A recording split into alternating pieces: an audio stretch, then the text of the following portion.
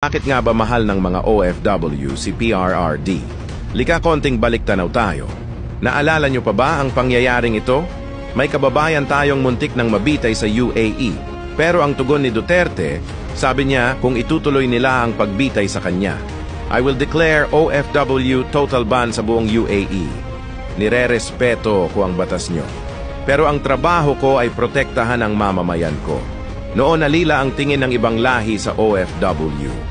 Pero sa panahon niya, binangon niya ang dignidad ng ating mga OFW para hindi na abusuhin ng mga amo nila sa ibang bansa. Pangalawa, 10 taong validity ng pasaporte. Kung hindi ka naman nag-a-abroad gaya ng mga OFW, malamang hindi mo ito maiintindihan. Pero ito ay napakalaking bagay.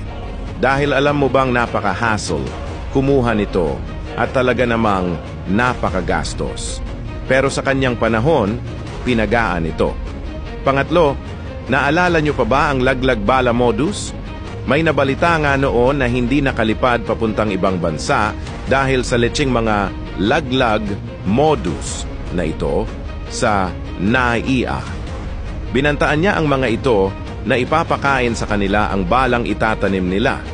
Araw lang ang binilang tigil lahat. Ngayon nyo sabihin sa akin, kung may ganito pa ba sa panahon ngayon?